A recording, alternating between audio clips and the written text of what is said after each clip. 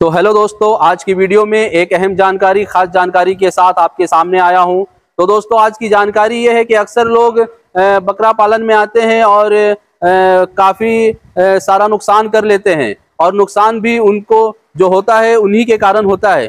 क्योंकि अक्सर होता क्या है कि जैसे 100-50 बकरियां लोग लाते हैं और उससे जो भी बच्चा होता है तो लोग उस बच्चे को कोई खरीदने वाला आता है तो वो बेचते नहीं है। वो इस लालच में नहीं बेचते हैं कि ये बच्चा मैं बेचूं, उससे अच्छा है कि मैं खुद पालूं और खुद बड़ा करूं और कल होके ज़्यादा मुनाफा में ये बच्चा मैं बेचूंगा। तो दोस्तों, यही जो सोच होता है ये इंसान को एक नुकसान की तरफ लेके जाता है। क्योंकि अगर मान लिया जाए, मिसाल के तौर पे मैं 100 बकरी रखा हूं तो 100 बकरी से मेरे तकरीबन 400 बच्चे होते हैं 12-13-14 महीने के अंदर। तो इतने सारे बच्चे होते हैं तो हमें सेलिंग करना जरूर चाहिए। क्योंकि इतने सारे बच्चे को अगर मैं एक साथ सोचूं कि मैं ही इसको बड़ा भी करूं, मैं ही सब कुछ मैं करके इसे बेचूं, तो इसमें मेरा ज़्यादा मुनाफा नहीं होने वाला है और लोग जो कस्टमर आते हैं उनको अपना माल भी नहीं मिल पाएगा।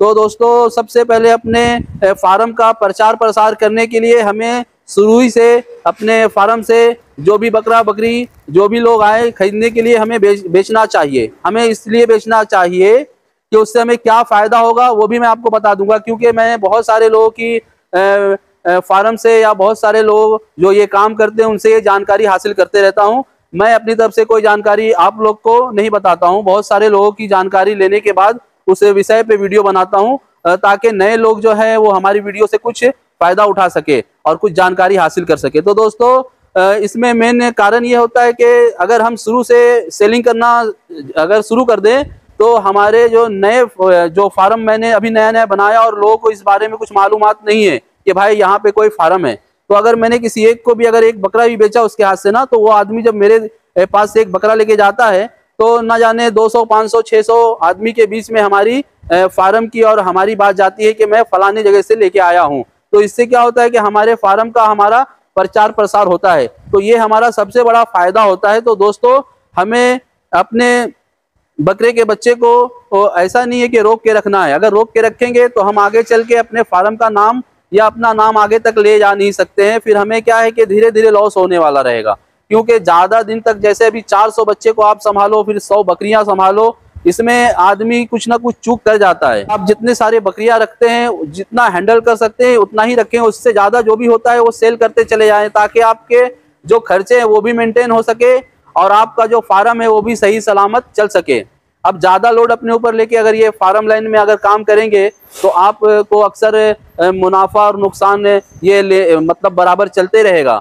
अगर आपको कमाना है तो आपको ऊपर का जो भी माल एक्स्ट्रा होता है आपको बेचते चले जाना है, ताकि आपका जो भी नुकसान है वो और फ़ायदा बराबर नहीं होगा। नुकसान आपका बिल्कुल उसमें कम होने वाला और फ़ायदा ही ज़्यादा होने वाला है। अगर इस तरीके से काम करेंगे कि अपने माल को सेल करते रह जाएंगे, हमेशा सेल करें, रोज़ का रोज़ अगर कस्टमर आता है रोज़ सेल करें। और अपने फार्म से सेल करने से बहुत बड़ा फायदा ये है कि दोस्तों, हमारे पास जो कस्टमर चल के आता है वो हमें कीमत भी 1000-2000 ज़्यादा दे के जाता है। अगर मैं अपना माल फिर अगर जमा कर लूँ और एक साथ सोचूं किसी मंडी में जाके बेच दूं, तो इसमें हमारा नुकसान होता है और हमें सही कीमत नहीं मिल पाती है मंडी से। क्योंकि मंडी में हमारा गर्ज रहता है वहाँ बेचने का, वहाँ खरीदने वाले और बहुत सारे लोग होते हैं और बेचने वाले भी बहुत सारे लोग होते हैं। तो खरीदने वाले का जहन यही है कि ये सामने वाला बेचने आए तो बेच के ही जाएगा, और हमारा भी यही रहता है कि मैं वहाँ लेके गया हूँ तो बेच के ही आऊँगा। फिर वापस लाना तो काफ़ी एक खर्चे का काम हो जाता है। तो लोग अक्सर ज़्यादातर मंडी में पहुँचने के बाद माल बेच ही देते हैं औने पौने में, और खरीदने वाला भी इसी ताक में रहता है कि सस्ता मंडी हो तो मैं माल लूँ।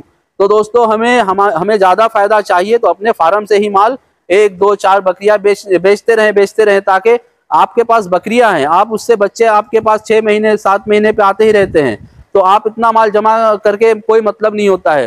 तो अच्छे फार्मर बने और आप नए हो तो आप ये बात को गांठ मार के रख लो, क्योंकि अपने कारण कभी नुकसान इसमें करना ही नहीं है। अपने पास कस्टमर आया तो माल फौरन बेचें। माल रखने के चक्कर में कई लोग माल से भी हाथ धो बैठते हैं और कस्टमर से भी हाथ धो बैठते हैं और नुकसान का सामना बहुत बुरा करते हैं, और अक्सर लोग बंद करके चले जाते हैं। बहुत सारे फार्म बॉम्बे के अंदर ऐसे ऐसे फार्म हैं जो कि बंद पड़े हैं, जिनको चलाने वाला कोई नहीं है। जो शौकीन लोग कुछ आते हैं 2-4 महीना चलाते हैं और फिर बंद करके वो भी चले जाते हैं, क्योंकि वो सही तरीके पे चलते नहीं है और ये एक हवस के मारे वो फार्म खोल के बैठ जाते हैं।